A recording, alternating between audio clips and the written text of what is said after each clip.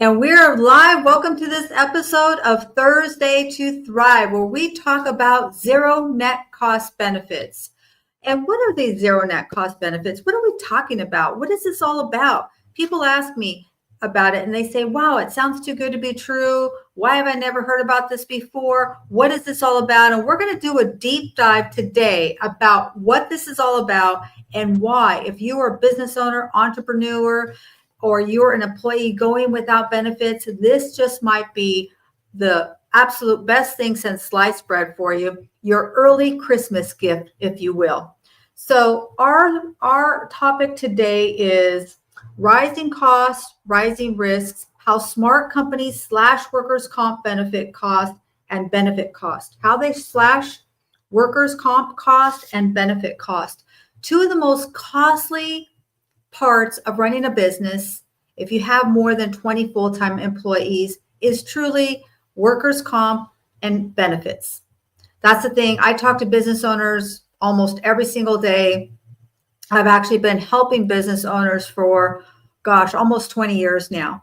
And when I ask them, what is the biggest financial challenge you see in your business? It's almost always going to be some form of benefits and workers' comp. What can I do? How can I reduce those costs? Especially if you happen to be in the trades industry, if you're running a security company or a healthcare company, those costs seem to be even more just deep into their pockets.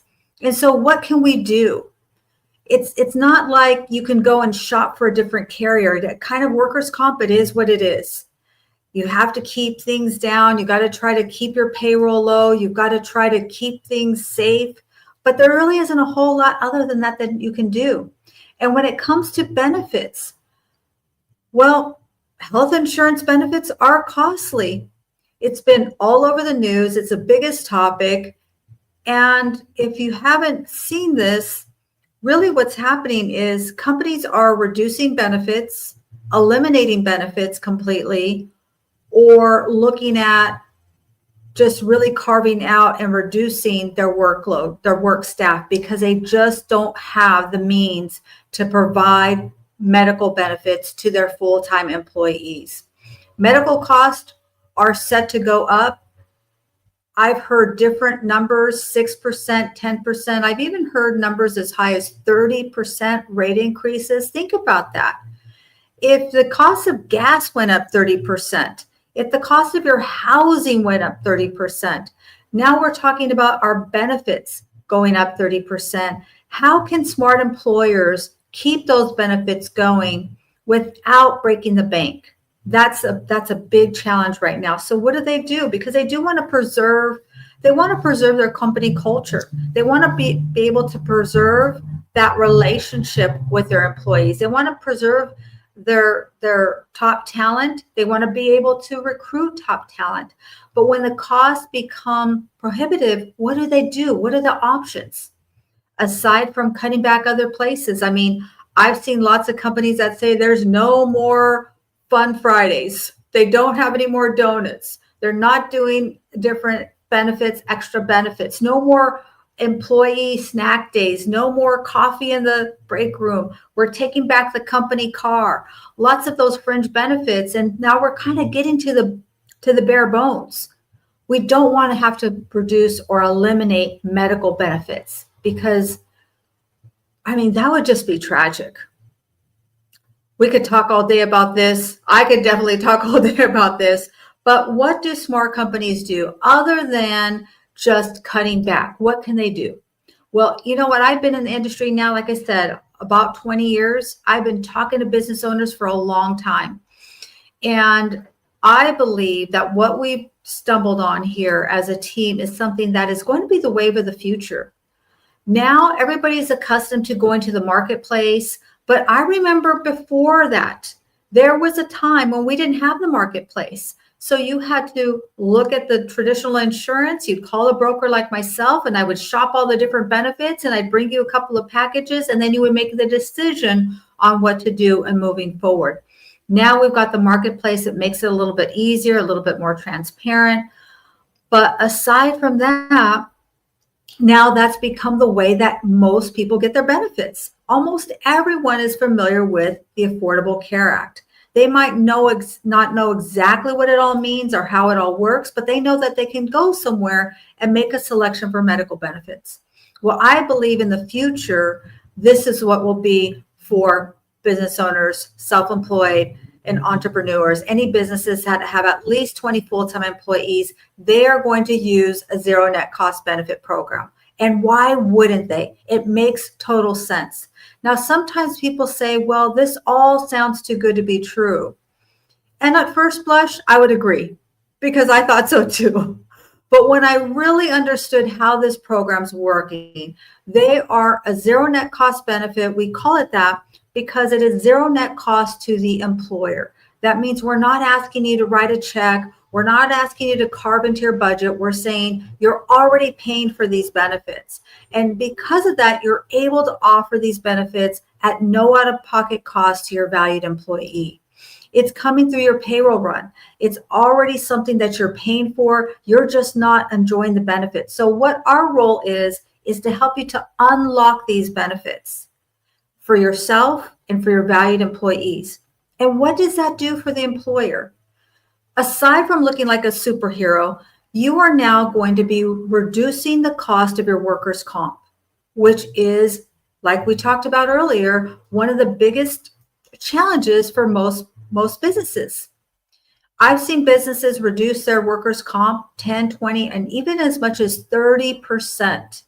And that's a good chunk of change. Now you're putting money back into your pocket.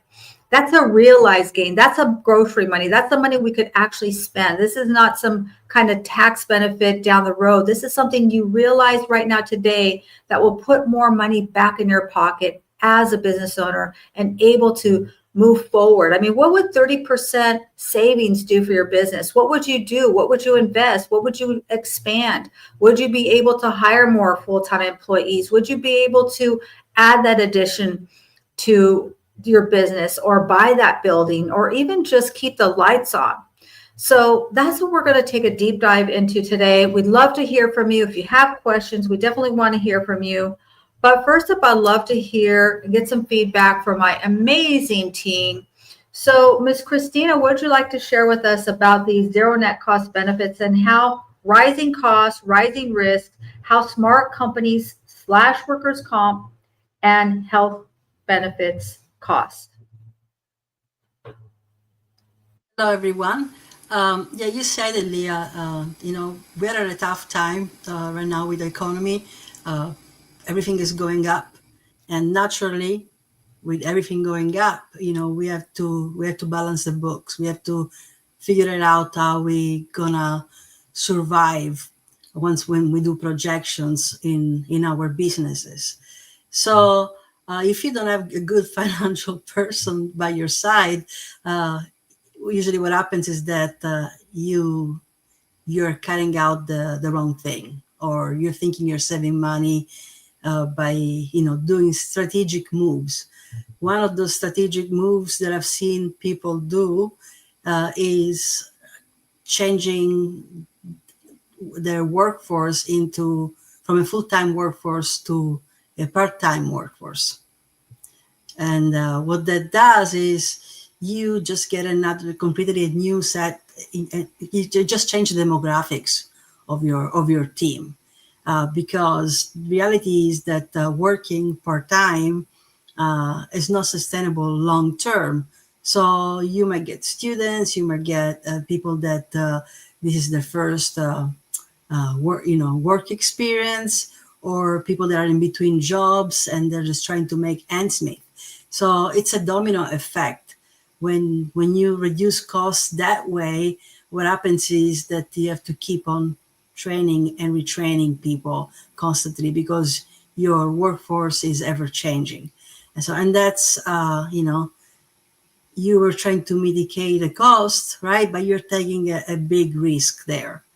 Um, in the end, you might actually not make it. You might not may be in the green at the end of the year because for 2 months you were not able to fill a position, for example. And those are the things that can happen. So we're talking, one of the topics that, the reason why I'm part of this team, first of all, is because we are trying to spread a message that it doesn't have to be this way, that there are ways that you can scale smart.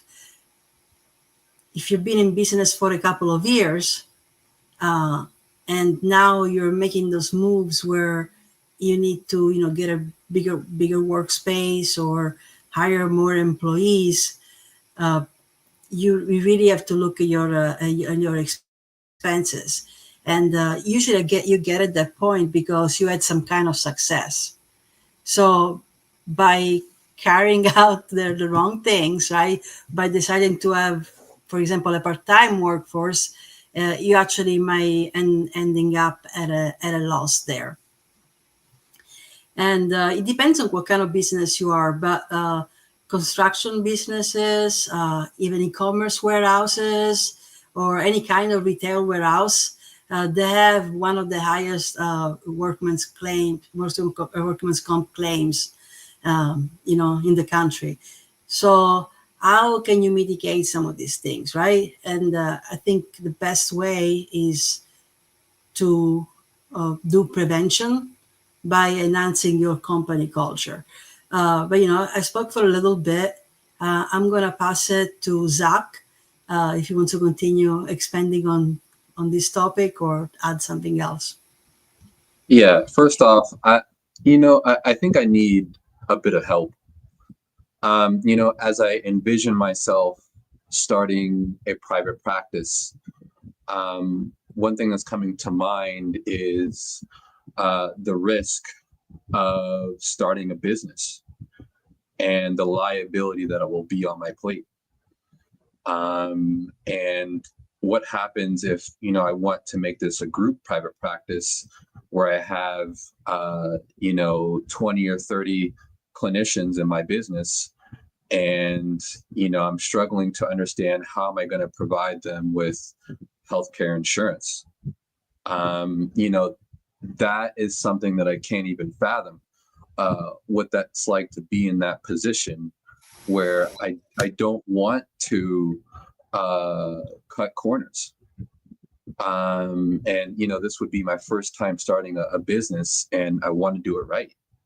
And so how can I provide adequate healthcare services to my clinicians, in my business, while not cutting corners and worried about my pocket as well. And I'm sure, Sharon, like you probably have an idea of how to do that. I've had one-on-one conversations with you, and you've been a great help. And I'm sure there's others in this very position, that would value your perspective, Sharon. Well, thank you, Zach. And I want to first start out by saying thank you, everybody who's here live. Really great to see you. Thank you if you're on Team Replay. And there are so many things that come to my mind when we start talking about this topic. And one of the reasons I'm on this team is because I have always wanted to be part of the solution. I don't want to be part of what continues to perpetuate a problem. And I have worked in nonprofit and the healthcare industry, and I have family that's in the skilled trades for most of my life. And honestly, medical benefits have always been an issue. And being able to afford the medical benefits, or even having the right coverage through the medical benefits, thinking they were covered in one way and then they're not. And the number one stressor for every household in the United States and even some other countries is medical expenses and medical benefits. And if you have to go to work every day worried about what's going to happen if I get injured, if I get sick, what if my child gets sick, what if my husband or my spouse gets sick. I happen to know personally right now numerous families who are in these positions. Parents have had to leave their job or cut their hours drastically because their child has experienced an injury or an illness. I know people that are business owners or people that have employees who have experienced a stroke or cancer or some catastrophic chronic or serious terminal illness, and they're at a loss because the medical bills just keep mounting. And what are you supposed to do? Say, no, I don't think I want the chemo today? And believe me, I know people that have had to say that. They've said, you know what, I can't, and I'm just going to live on the quality of my life, and so be it. And to me, that's just crazy, because if we want to expand company culture and we want to expand company morale, then we can't cut corners on our workforce. And that includes you as the business owner, by the way, because you are the king and queen of the workforce. Without you, there would be no workforce under you, right? So I see it as having an opportunity to make a change. And one of the struggles is people don't want you to know about this. We're here pulling back the curtain because this program or programs like it have been in existence for many years.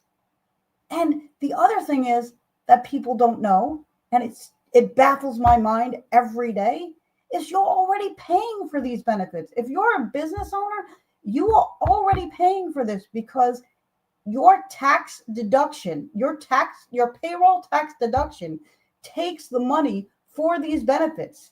So if you're not utilizing these benefits, your competitor down the street, trust me, is getting the advantage of these benefits of your company culture and your company wallet. To me, that's not fair. I want to put the money in your business that you're already paying for, because your competitor is probably already paying for them too, and he or she just doesn't know it. And I don't want people to have to worry. Zach, I don't want you to have to worry when you want to start your company, right? I don't want you to have to worry, how about my employees? How am I going to sustain enough of an income for my business to have enough of a profit to sustain the business? Because medical benefits and workers' comp put many businesses out of business. It doesn't have to be this way. And we have to be open to making a change. And like Christina said, when you have high turnover, and in the healthcare industry, in the skilled trades, in real estate, all these types of companies and businesses that this can help, the turnover rate is very high. It's extremely high. And every time you have turnover rate, you have to retrain these people. You have to hope that you're getting good caliber employees. And doesn't it make more sense? Isn't it easier to maintain the team that you've developed by being able to make sure that they're safe and that they have what they need? So to me, Zachary, that's part of how we do this, is we stop trying to cut corners. Look, there's always a way to figure something out. My mentor has taught me that there's always a way to figure something out. But the first place we go in our culture is to cut corners. And that is the biggest mistake, because that opens us up to so much liability and so much struggle that wouldn't be there if we weren't cutting corners. So Yeah, that's my theory on it all. That's so good. I love the passion. Love it. And we want to hear from Tim. What do you have to share with us, Mr. Keller? Well, I mean, I can't do anything but echo what everyone's been saying. And I mean, one of the things I remember is, so I used to work in junk hauling, which has a very low bar to entry. And a lot of people said one of the things was, why don't you start your own business? And one of the things that was always on my mind was, how do I take care of the people that I'm employing? Because when you're junk hauling, the risk of injury is not low, as I experienced. And knowing that there was options out there where it was, I'm already paying for this, I'm just not benefiting from it. Like, why am I not utilizing these options that I have, that the government offers, these are things that, I could have been doing, and I could have probably started my own business had I known that these were available. Uh, it's it's just it's getting people to know that these options are out there and they're available is very important. Yeah, I agree.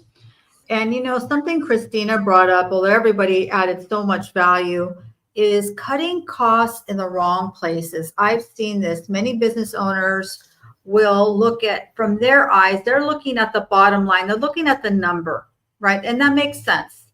But are you cutting costs that are going to cause you quality, reducing your quality? And reducing your quality to your customers who are coming into your shop or your business. They're patronizing whatever your service is.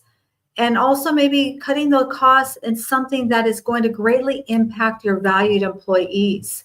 And just like what Sharon was alluding to, that if you have to retool new employees because you're not recruiting and rewarding and retaining that top talent, then what happens is it's very costly to train new people, especially for an entrepreneur. That's one of their biggest costs, is retooling a new employee.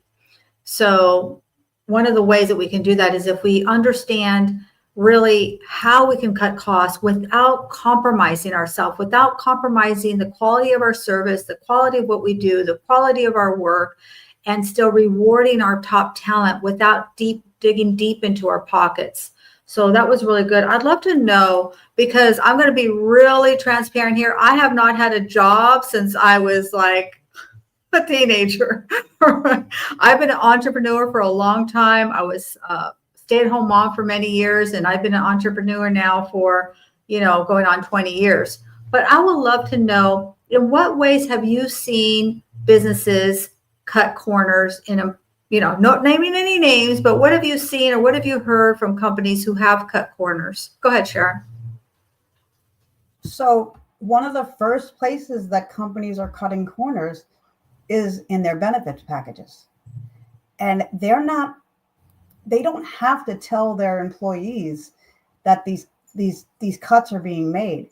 So if they're staying with the same company, but the package is changing, oftentimes the employees aren't even aware until they go to a doctor and the doctor goes, "Oh, by the way, I don't take your insurance anymore." And I am talking from experience. I had this happen to me. I did not get a letter from my doctor saying that he no longer, that his practice no longer took this insurance. I showed up for my yearly appointment and he said, or that, his office staff, I didn't even get to see him. They didn't even let me through the door. So, and this was a doctor, given that I have a disability, this was a doctor that really understood what he needed to do to examine me and treat me and make sure that I was healthy and secure. And I could not be seen by this man. And I had no idea, because it was the same company, the same. And I had an employer also, personal story. I had an employer who kept me at part-time so they would not have to give me medical benefits. And the reason for me that I took the jobs that I took, yes, I needed the salary, but I was willing to compromise salary for access to benefits because I have such a need for medical benefits, because I use a wheelchair, I use other medical equipment, I take medications on a regular basis. So I really needed access to good medical coverage.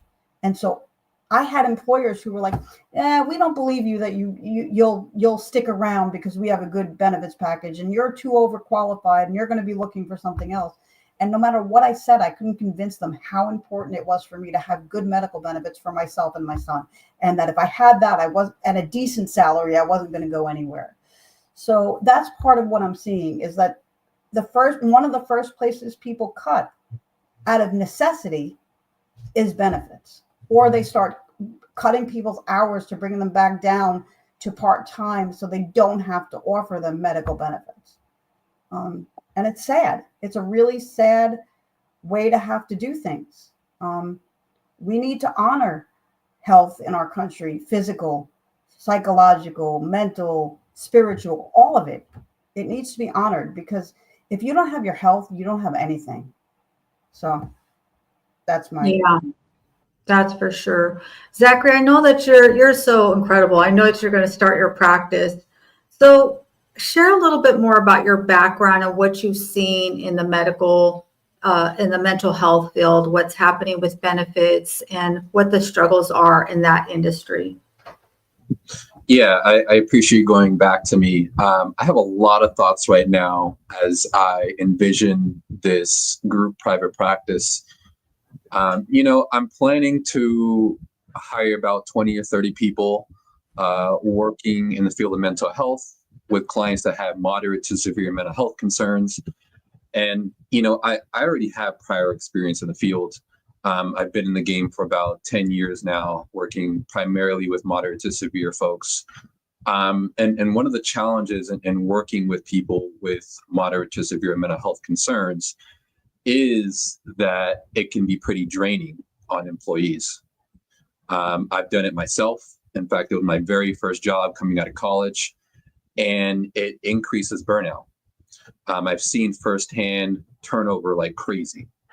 And I'm scared as I think about starting a private practice, hiring 20 to 30 people, that they're going to experience burnout. And in turn, in order for me to solve the burnout, I start cutting corners. And I was really liking what Sharon was saying earlier about cutting corners. And, she's also in the field of mental health. And Sharon, can you walk me through how to avoid cutting corners as I seek to start a group private practice? one of the things that I would say is I wouldn't start by cutting corners where most people do, and that's with your benefit packages, because there is such a high turnover rate in the medical fields, whether it's mental health or, doctors of all kinds. There's such a high turnover rate, and that can't really be that really can't be the case. We have to protect our workforce, because if our workforce isn't healthy, how are we supposed to take care of the people that we're entrusted to take care of? And that means on a personal level, on a professional level. So I would start by not cutting medical costs. I would start by reaching out to hook yourself up with a team like Leah and our team to really dive into what benefits are out there and how you can, because these benefits can be standalone benefits, by the way, or they can be attached or a supplement to the medical benefits that that you already have. So if you do it that way, if you're already giving medical benefits, if you already have medical benefits, you can actually switch your plan to a higher deductible, which will help you, the business owner, and it won't put any extra strain on your employees, because then you can have these supplements, and these supplements are zero net cost to you. And as we've said, zero out of pocket expense. So it really is a win-win. And so that's really how I would do it. And the other thing that I love about these benefits, Zachary, that really works for people that are wanting to start their own businesses, and even people that have businesses already, each employee, and Leah, you might have to correct me a little bit on this, but each employee can pick the supplements that they need. It's very individualized. So it works out where each employee can get what they need. You know what I'm saying? So if somebody needs more of something, they can talk to one of us, or whatever, and we can help them figure it out.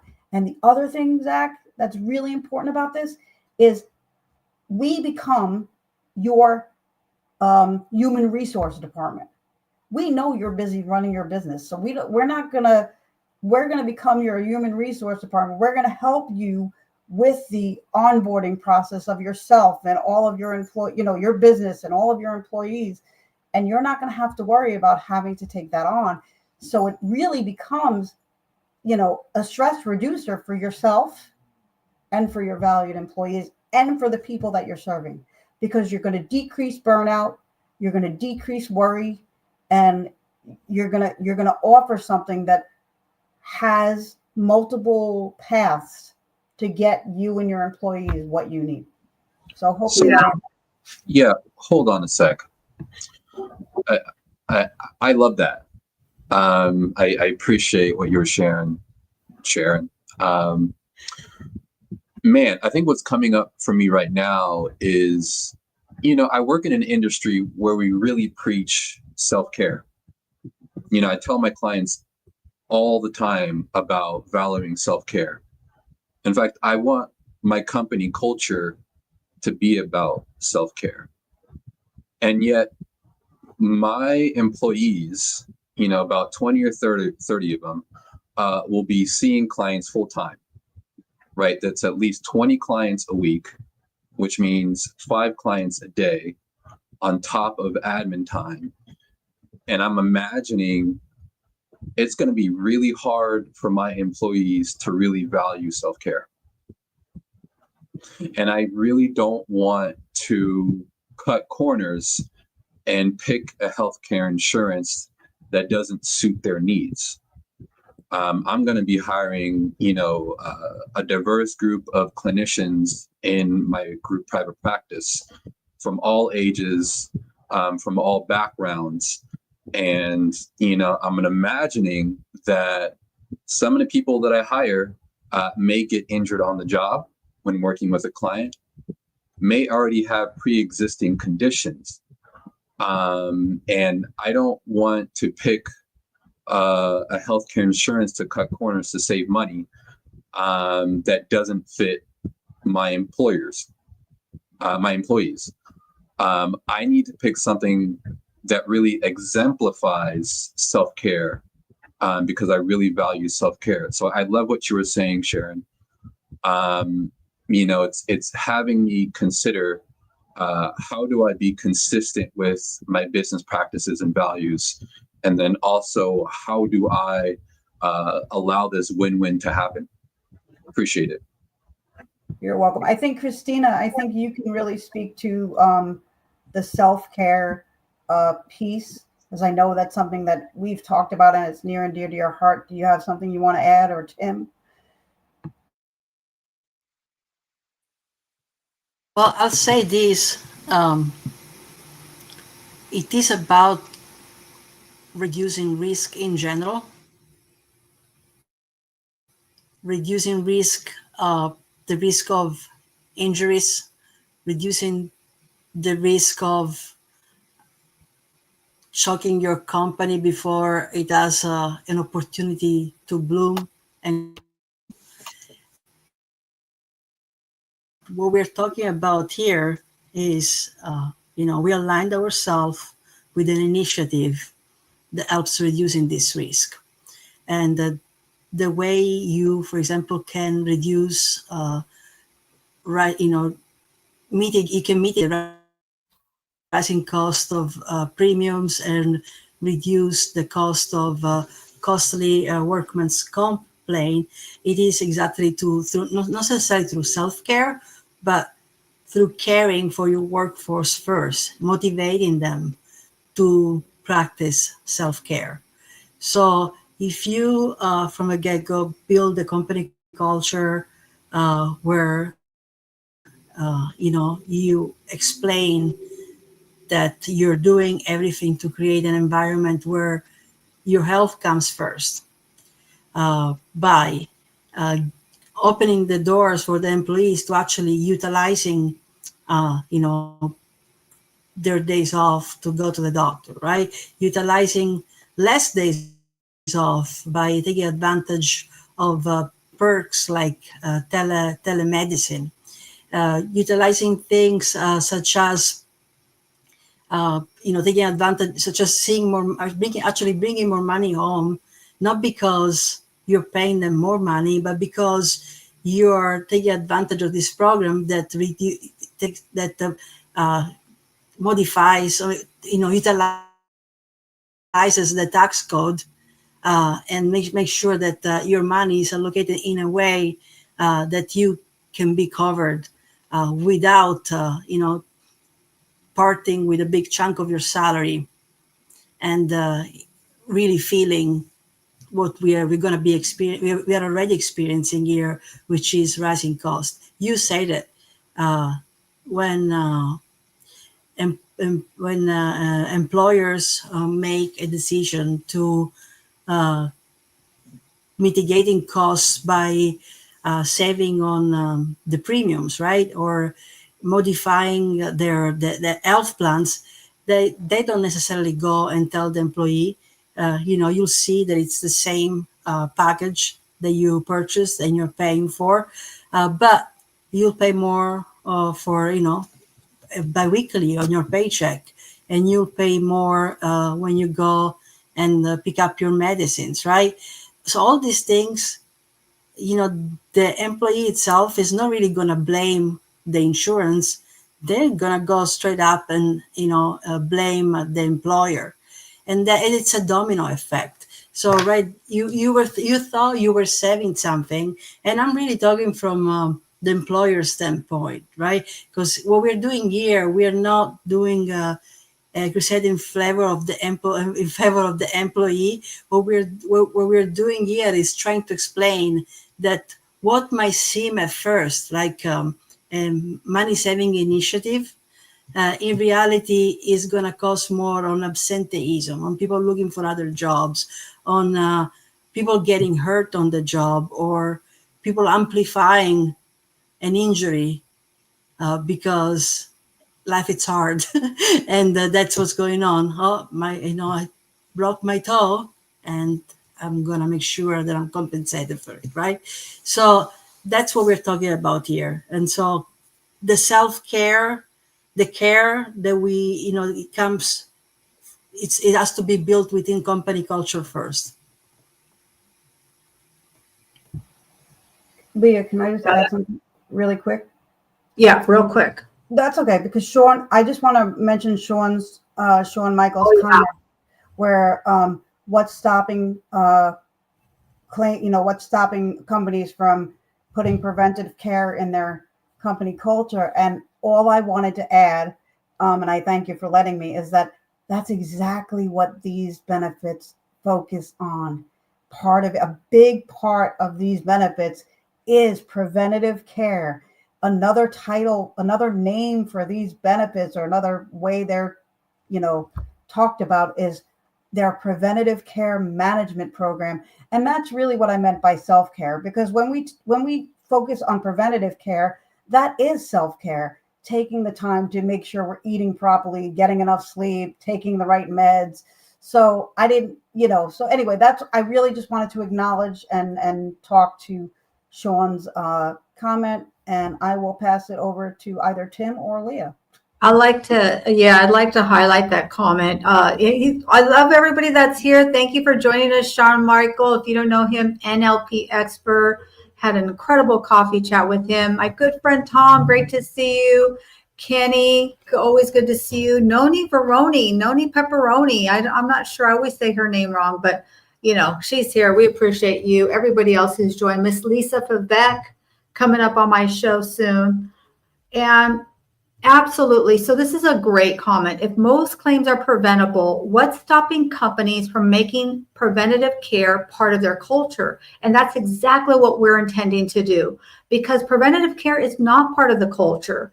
And, business owners are busy running their business. They look at the premiums, they try to pick something that their advisor might recommend, and then they go ahead and they move forward with the program. And I'm telling you the real deal. That's really pretty much what happens. They don't really understand a whole lot about deductibles and co-pays and co-insurance and all these things. And so that really isn't a culture for that, because it's not something that they're aware of. They kind of leave it to the employee to kind of figure out the benefits. They don't have an HR department. They don't have a specialist, someone there guiding them and helping them to assist them to use their benefits. And Sharon alluded to this. We become your HR department, because we're not just here just to sell you something. We're here to be your business owner advocate. We're going to provide that white glove service from the beginning on the intake through the enrollment process and beyond, so that as the company becomes happily involved, There will be follow-up to make sure that your employees, your valued employees, are using the benefits. They understand how to download the app. They know where things are, because our goal is for them to actually use these benefits that are health and wellness benefits. And a big part of that, a big core part of that, is the preventative. Whereas with traditional medicine, it's kind of an invisible thing. The employer doesn't know a whole lot about it. They may not have it in an actual HR department. And so they kind of put the onus back on the employee who's busy doing their work. Listen, we all get so busy. But if they have someone helping them and guiding them, and there is an app that they have access to, it's totally customized to each employer, and it really encourages a preventative. But I know Tim has a lot to say about preventative because he's got some firsthand experience. What can he drop on us today?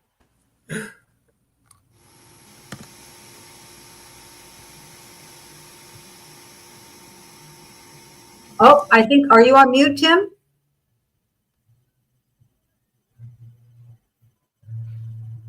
Right? Can you hear me now? There you go. All right. Yeah, we got to figure out that feedback problem. Anyway, I worked in a very physically intensive job, so I got very knowledgeable on our health benefits. And one thing that I'm realizing as we've been talking, all my benefits were for after the fact. They were for after you got injured, after you sliced a gash in your arm, after you twisted a muscle and couldn't lift anything. They were all for after the fact. And what's really great, I'm realizing about the program that we're offering is it's preventative. It's for, hey, what if we can find a way for them not to hurt themselves on the job?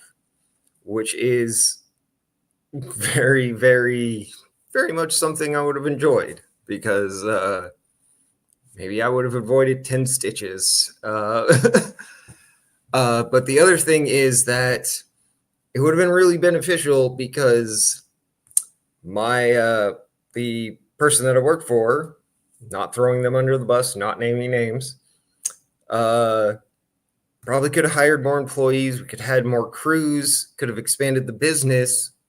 And that would have been an amazing thing to have seen, because one, it would have put less work on the workers. Two, I probably could have worked my way up, having seniority. And it's crazy that all this stuff was, again, being paid for by payroll deductions that were being made by the government, that were, being earmarked for these programs that we could have been taking advantage of. Yeah, and I want to highlight this comment also by Sean Michael. This is so profound. I want to dig a little deeper on this. He says it's a double-edged sword, with employees cutting costs for healthcare benefits and bad actors filing false claims. And what I've seen, Sean Michael, is when employees are filing false claims, we're talking about workers' comp claims. And oftentimes employees will be filing those false claims because they don't have access to adequate preventative and maintenance for their health and wellness benefits. So they're forced into a situation where they have nowhere else to turn. They know they can't afford to pay for it out of pocket, or maybe the deductibles are really high.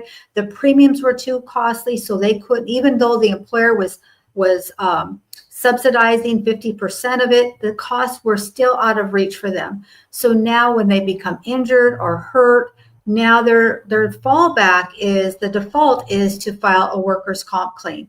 And what does that do? It's a lose-lose. Because workers' comp, there's a lot of red tape. They may be getting themselves into a situation where now they're no longer employed because they're forced to take that workers' comp claim.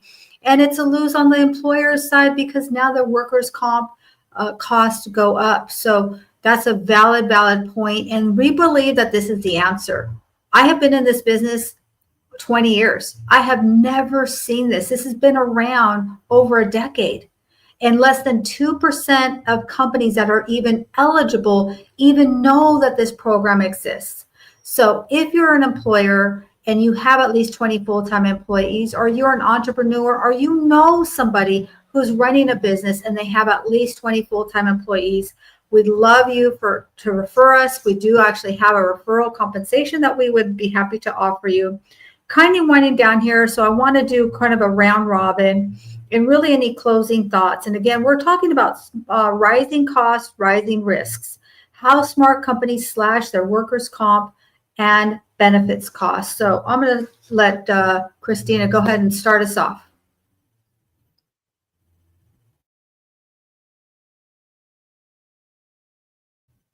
I think you're on mute, my love. Good, I get a restart. So I just wanted to highlight another comment from Sean Michael.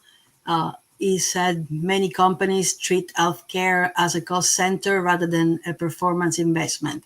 And healthy, happy teams are more productive and profitable. So true. Definitely so true. So a smart companies should look at this as a return on investment rather than a cost. That's exactly it. So going down to the nitty gritty, when you preach to your team, right, a culture that it's about their well-being, their health, and you really have a policy where you are explaining all the things that you're doing. You're explaining that you have this option, because this doesn't have to be your only thing, by the way. This could be something in addition to the package that you already have if you're very happy with it. But now this is about giving your team an option to qualify for these benefits, which will allow them to keep more of their earned money. So this is just an option. And when you allow choice, that's really where we are headed. That's really the future of work. We've seen it. We've seen, Amazon advertising a few years ago, hired. People want flexibility. And the only reason why most remote workers decided to go back to work, it's really to have a better benefit package. Because with a lot of remote opportunities, this is not available. When you work remotely, you are on contract. It's really unlikely that you have a full benefit package. So the main reason why somebody decides to go work for a company is because they want to work for a company full time and be covered in case of an emergency. So that's why this should be part of your financial strategy, should be a return on investment, and should be also part of your marketing strategy. It's a great PR moment to lead with that, to lead with the fact that you are for preventative care, that you want your employee to be healthy and wealthy, and to grow, to have more opportunities to enhance their lives. So this will enhance your company culture. This will enhance your financial status at the end of the year. And this will also enhance the quality of life, really, of somebody that works for you, and the longevity, or how long they're going to actually stay employed with you. That's all I have to say. Yeah, that's good stuff. And you really know a lot about company culture, because in your full-time gig, you do a lot of help and support with business owners, entrepreneurs, and enhancing their company culture and all of that. So I love that. So like I said, we're kind of winding down here, but I'd love to hear some closing thoughts. Go ahead and give us your closing thoughts, Tim. Oh, just because Noni says something, then you got to make me do the next. No, my closing thoughts, honestly, this whole time, like as I learn more and more about this, it's we're reaching out to business owners, and I've usually been just a business employee. And one of the things I'm realizing is, had I known about these programs, and the fact that I would have been paying into them with the payroll taxes that I was already paying, had I been a business owner, these are all things I could easily have taken advantage of to take care of my employees and grown my business. And these are great programs, and I really like that we're making people aware of them. And yeah, yeah, that's what I got. Yeah, it's a huge mission. It really is. But that's why we need more people. We need us, and we need more hands on deck. We need more boots on the ground. And let's see, how about Sharon? Give us your closing thoughts. My closing thoughts are that smart companies keep the cost of their workers' comp and their benefits down by investing in the workforce they already have. So by not cutting corners, you're actually saving money in the long run, because you're not having to retrain people and search for new employees, because the search takes a lot of time away from your business and things like that. So think of this as an investment, a long-term investment in your employees, in your company culture. And if you invest in your employees this way, you are going to keep costs down of your expenditures, and you're going to increase your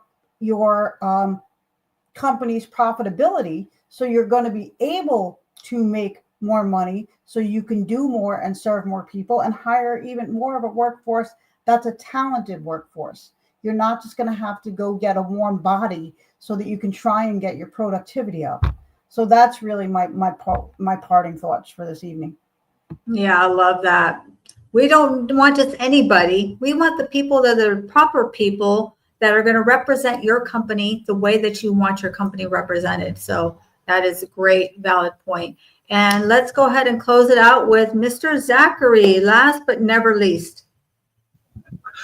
Well, thank y'all for the wonderful wisdom as I do more vision building for starting a group private practice one day. I've been really thinking about the risk of cutting corners. As a therapist in the field of mental health, one of the key things is retention of employees, right? Imagine having a therapist who bails out on you after working with you for 3 months or 6 months. That's terrible. And yet I've seen it happen. Where therapists leave because they're burnt out, and they don't have the adequate help to help them in dire times. And unfortunately, some of us are in dire times. With the increase of cost of living and healthcare insurance, it can be all too enticing to cut corners. And I'm trying to not cut corners at all, because retention of employees at a group private practice is essential to providing adequate services. So I appreciate the wisdom shared today. Hopefully I will take baby steps towards not cutting corners, and valuing my employees, my team, because that helps me make money.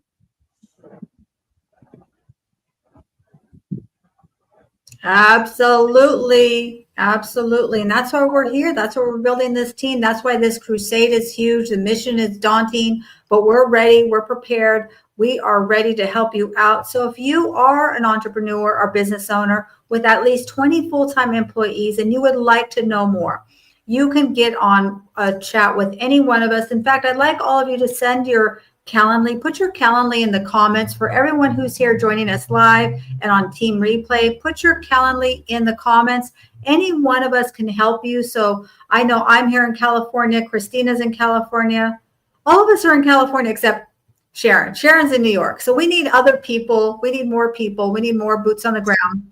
You can share your calendar, and any one of us would be happy to assist you. It's about taking a peek and see, really, can this work for you? Is it something that you can qualify? And here's the minimum qualifications. You really need to have at least 20 full-time employees. And we're looking for established businesses. So have you been owning your business for at least 5 years?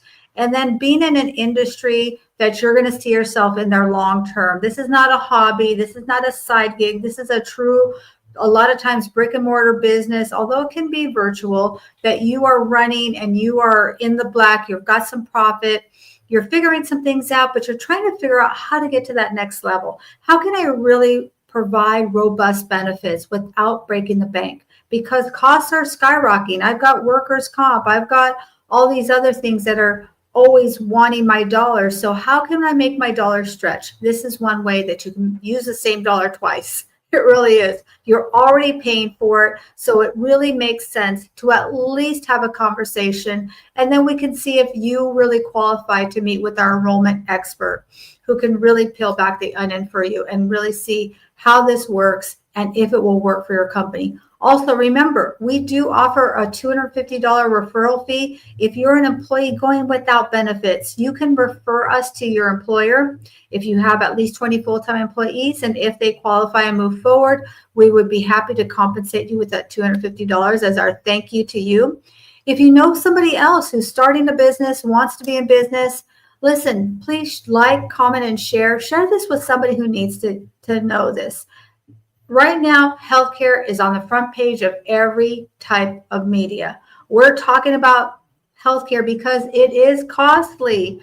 Well, why wouldn't you give yourself an opportunity to enjoy some zero net cost benefits, zero net cost to you, and no out-of-pocket expense to your valued employees? So that's what we wanted to share. Remember, this is your year to rise up and thrive. It is. We're fourth quarter here. This is fourth quarter. You can do more in the fourth quarter than you've done all year. This is your year to rise up and thrive and make it the best year of your life. Thank you so much, everybody. Thank you, everyone.